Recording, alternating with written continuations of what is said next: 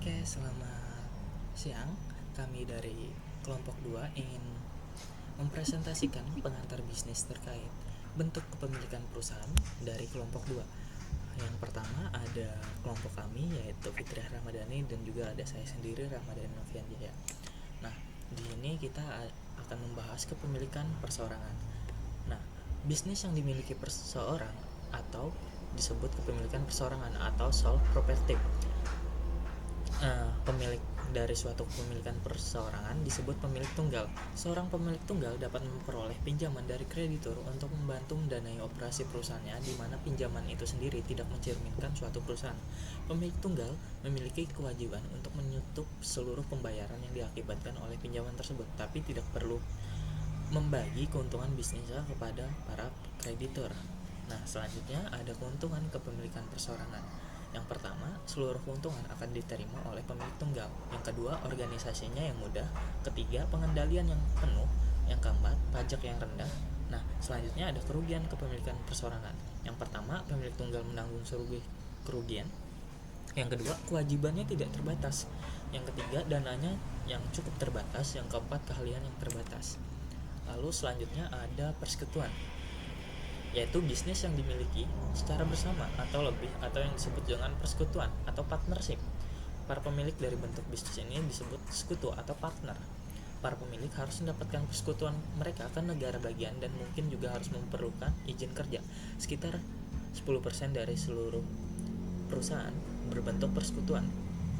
Dalam persekutuan umum atau general partnership, seluruh sekutu akan memiliki kewajiban yang tidak terbatas. Jadi semua sekutu akan bertanggung jawab secara pribadi atas seluruh kewajiban perusahaan. Sebaliknya, dalam persekutuan terbatas atau limited partnership, perusahaan memiliki beberapa sekutu terbatas atau limited partner, atau sekutu yang kewajiban mereka dibatasi atas uang atau harga yang telah mereka sumbangkan kepada persekutuan. Oke, selanjutnya akan dibacakan oleh Fitriah Ramadhani. Adapun keuntungan dan kerugian dari persekutuan, keuntungannya yang pertama, tambahan pendanaan, kedua, pembagian kerugian, ketiga, lebih banyak spesialisasi. Sedangkan kerugiannya yang pertama ada pembagian pengendalian, yang kedua, kewajiban yang tidak terbatas, dan yang terakhir, pembagian keuntungan. Selanjutnya ada perseroan terbatas. Bentuk ketiga kepemilikan bisnis adalah perseroan terbatas, yaitu suatu entitas yang tercatat di sebuah negara bagian dan membayarkan pajak serta secara hukum dapat dibedakan daripada pemiliknya. Untuk mendirikan perseroan terbatas, seseorang atau suatu kelompok harus membuat akta pendirian perseroan terbatas atau dokumen yang digunakan untuk mendirikan usaha dan melaporkannya kepada pemerintah negara bagian. Akta pendirian tersebut mencantumkan aspek-aspek penting perseroan seperti misalnya nama perusahaan, jumlah saham yang diterbitkan, dan operasi perusahaan. Orang-orang yang mengorganisasi perseroan juga harus membuat anggaran dasar, yaitu umum dalam mengelola perusahaan. Karena para pemegang saham perseroan terbatas secara hukum terpisah dan entitas, maka mereka memiliki kewajiban yang terbatas, yang artinya mereka tidak dianggap bertanggung jawab secara pribadi atas tindakan-tindakan yang dilakukan oleh perusahaan. Jumlah maksimal kerugian yang ditanggung oleh para pemegang saham perseroan terbatas adalah besaran uang yang telah mereka investasikan. Bagaimana pemegang saham mendapatkan penghasilannya?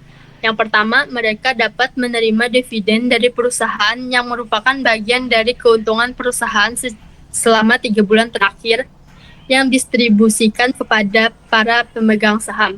Yang kedua, saham yang mereka miliki dapat mengalami peningkatan nilai. Ketika perusahaan menjadi lebih menguntungkan, nilai sahamnya cenderung mengalami kenaikan, yang artinya nilai saham yang dimiliki para pemiliknya mengalami peningkatan. Jadi mereka dapat memperoleh keuntungan dengan menjual saham tersebut pada harga yang jauh lebih tinggi daripada waktu mereka membelinya. Nah, selanjutnya ada Selanjutnya, perseorangan tertutup dan juga perseorangan terbuka. Seseorang dapat menjadi pemilik dari perseorangan terbatas dengan cara membeli sahamnya. Kebanyakan perseorangan terbatas kecil merupakan perseorangan tertutup atau private hold. yaitu kepemilikannya dibatasi hanya untuk sekelompok kecil investor saja. Para pemegang saham dari perusahaan terbuka dapat menjual saham mereka karena ketika mereka membutuhkan uang, atau kecewa dengan kinerja perusahaan, atau juga mereka mungkin memperkirakan harga saham tersebut tidak akan meningkat lagi di masa yang akan datang. Saham mereka dapat dijual dengan bantuan pialang saham ke beberapa investor lain yang ingin meningkatkan investasinya di perusahaan tersebut.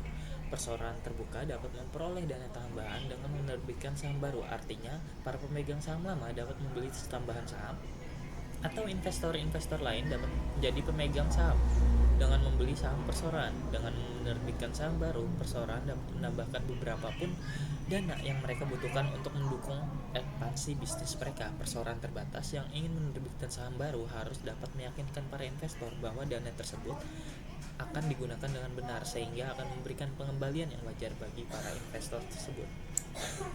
Selanjutnya ada keuntungannya.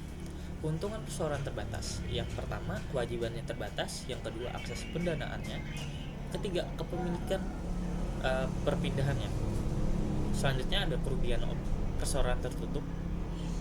Yang pertama, biaya organisasi yang tinggi, pengungkapan keuangan, masalah perwakilan, dan juga pajak yang tinggi. Selanjutnya, pengaruh kepemilikan terhadap pengembalian dan risiko. Dampak kepemilikan pada pengembalian investasi.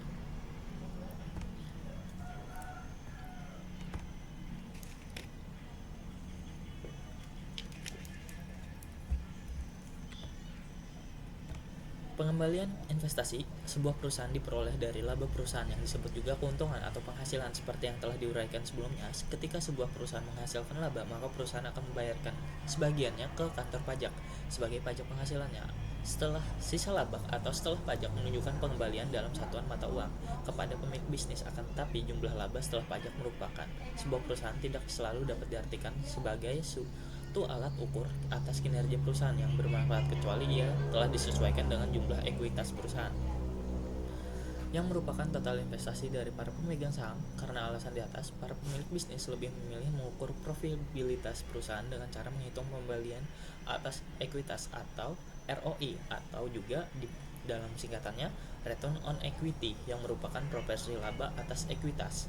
Nah, penghitungan ROI adalah laba setelah pajak dibagi dengan ekuitas. Oke, dampak kepemilikan terhadap risiko. Karena pemilikan perseroan cenderung bisnis kecil dengan dana yang sangat terbatas, maka mereka pada umumnya lebih berisiko dibandingkan bisnis besar, seperti misalnya persekutuan atau perseroan terbatas.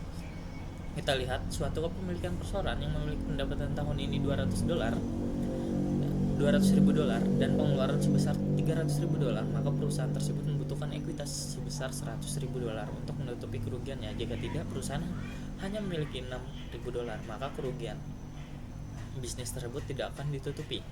Jika bisnis tersebut mempunyai lebih dari satu pemilik, maka bisnis ini akan mempunyai banyak ekuitas dan juga akan menutupi kerugiannya. Selanjutnya akan dibacakan oleh Fitriah Ramadhani. Yang kelima, memperoleh kepemilikan atas bisnis yang sudah berjalan. Mengambil alih kepemilikan sebuah bisnis keluarga. Yang pertama, cara seperti ini dapat menjadi salah satu jalan yang ideal untuk membantu suatu bisnis karena kinerja perusahaan sedikit banyak dapat diramalkan sepanjang karyawan-karyawan yang memegang peranan penting masih tetap bekerja di perusahaan tersebut.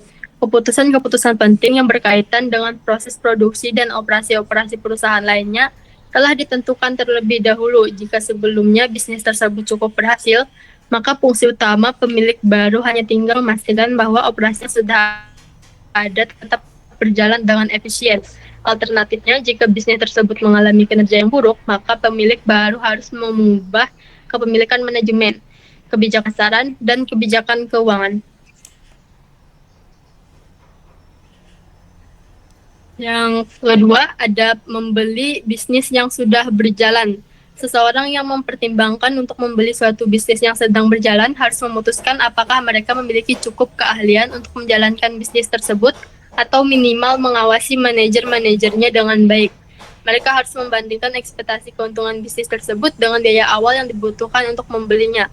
Penjual bisnis dapat memberikan data historis volume Penjualan yang selanjutnya dapat digunakan untuk mengestimasi volume perusahaan di masa mendatang. Akan tetapi, calon pembeli harus waspada dalam menggunakan angka-angka tersebut.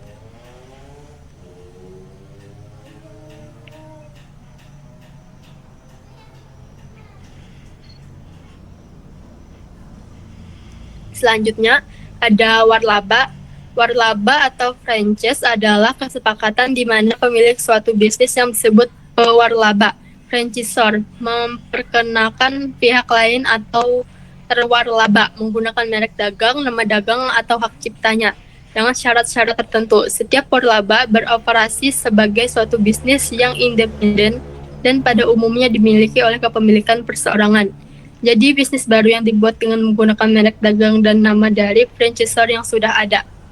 Adapun dari jenis-jenis warlaba, yang pertama pendistribusian, kedua bisnis rantai toko, yang ketiga kesepakatan produksi. Keuntungan warlaba ada gaya manajemen yang telah teruji, pengakuan nama, dan dukungan keuangan, sedangkan kerugiannya adalah berbagai keuntungan dan kurangnya pengendalian. Oke, sekian, terima kasih. Berikut presentasi dari kami. Semoga dapat membantu Anda mengenai tentang bisnis dan juga bentuk-bentuk bisnis. Terima kasih.